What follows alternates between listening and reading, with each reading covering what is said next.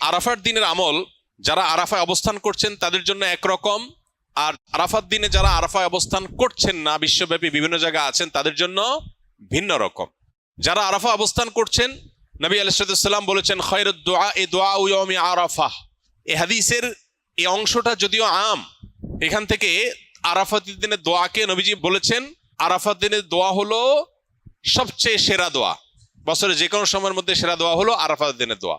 যদিও আরাফাতের ময়দানে হাজিদের দোয়া কবুল হয়, ফেরত দেওয়া হয় না, বহু হাদিস আছে। যেহেতু হাদিসে আরাফাতের দিনের দোয়াকে সেরা দোয়া বলা হয়েছে, আমরা যদি দূর থেকে আল্লাহর কাছে দোয়া করি, আশা করতে পারি আল্লাহর কাছে, আশা করতে অসুবিধা না যে আল্লাহ তাআলা দোয়া হয়তো কবুল করবেন। ওয়াখাইরু মা আনা কুলতু আনা ওয়ান নাবিয়্যুনা মিন ক্বাবলি লা ইলাহা ইল্লাল্লাহু ওয়াহদাহু লা শারীকা লাহু লাহুল মুলকু ওয়া লাহুল হামদু ওয়া হুয়া আলা কুল্লি শাইইন কাদির।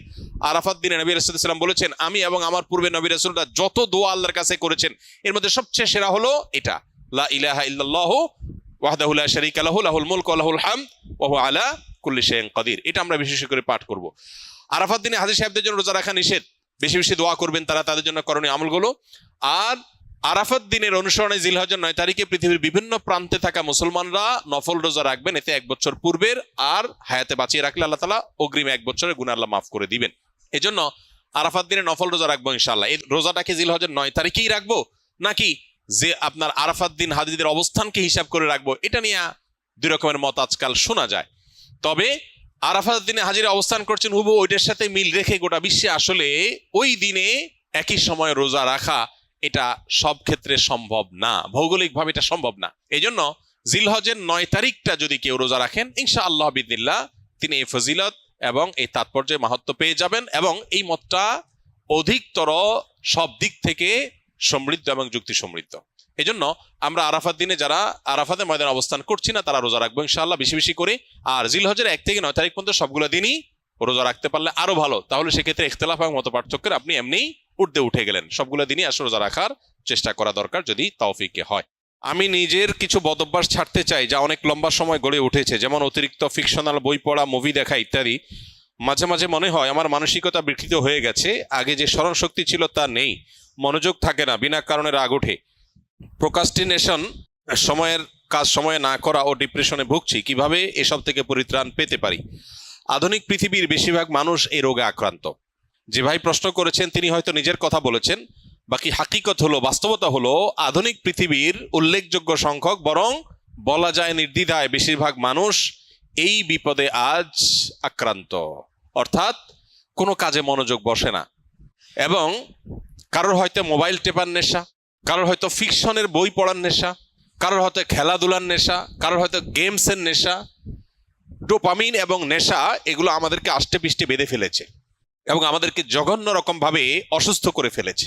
এগুলো থেকে উত্তরণের জন্য আমাদের নানাবিধ উদ্যোগ থাকা উচিত।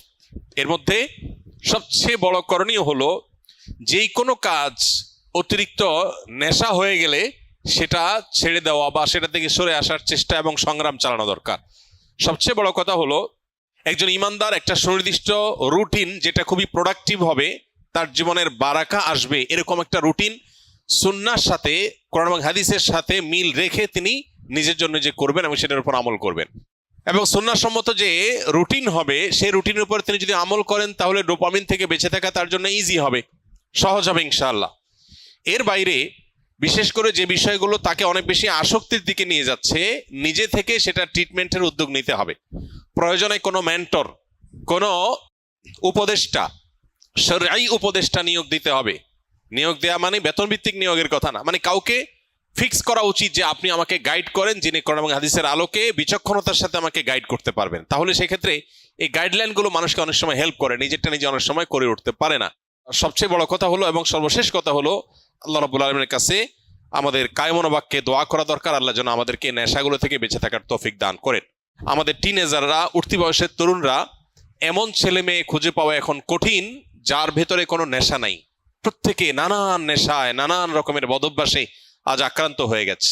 আধুনিক পৃথিবীর যে সমস্ত মায়া জাল আছে এগুলো থেকে কে কতটা দূরে থাকতে পারছেন, স্মার্টফোন থেকে, সোশ্যাল মিডিয়া থেকে কে কতটা দূরে থাকতে পারছেন, এটার উপরে অনেকখানি নির্ভর করে আজকালকার যে সমস্ত ডোপামিন, যে সমস্ত আসক্তির বিষয়গুলো ছড়িয়ে ছিটিয়ে আছে এগুলো থেকে বেঁচে থাকাটা।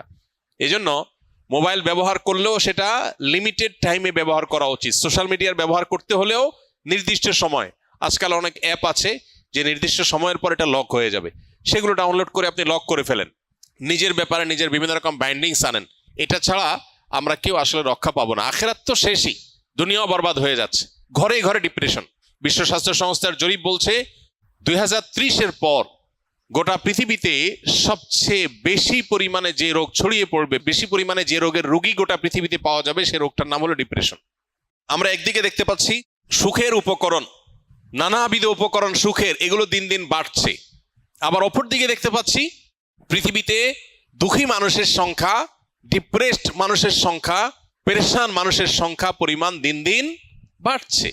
একদিকে আমরা দেখতে পাচ্ছি একটা চিত্র সিনারিও যে সুখের বিভিন্ন আইটেমগুলো বাড়ছে, কতভাবে মানুষকে সুখ দেওয়া যায়, দুনিয়াটাকে জান্নাত বানানোর বা একটা দামি জান্নাত বানানোর একটা চেষ্টা কসরত আমরা একদিকে দেখতে পাই, যে কোনো ত্রুটি কোনো কষ্ট যেন না হয় মানুষের, সব স্মুথ। এটা একটা সিনারিও। আর আরেকটা সিনারিও হলো প্রত্যেকটা ঘরে ঘরে, বড়রা তো আর বড়রা, মানব ইতিহাসে কখনো বাচ্চারা যেখানে ডিপ্রেসড এরকম ছিল না, এখন ঘরে ঘরে যত আধুনিক, যত উন্নত, যত অগ্রসর, তত বেশি বাচ্চাদের মধ্যেও ডিপ্রেশন বেশি পাওয়া যাচ্ছে, আত্মহত্যার প্রবণতা বাড়ছে। এটা আমাদেরকে বার্তা দেয় জাগতিক এই সমস্ত উন্নতি অগ্রগতির কোনো টুলস মানুষকে সুখী করতে পারে না। আল্লাহ বিজিক্রিল্লাহি তাতমাইন্নুল কুলুব, ঈমান এবং নেকামল ছাড়া, আল্লাহর কাছে আত্মসমর্পণ করা ছাড়া পৃথিবী সুখী হতে পারে না। মানুষ বহু কিছুকে ট্রায়াল করবে, কিন্তু তাকে ব্যাক করতে হবে দিন শেষে ইসলামের দিকে। আল্লাহ তাআলা আমাদেরকে বুঝার তৌফিক দান করুন। আস-সুন্নাহ ফাউন্ডেশন, উম্মার স্বার্থে সুন্নাহর সাথে।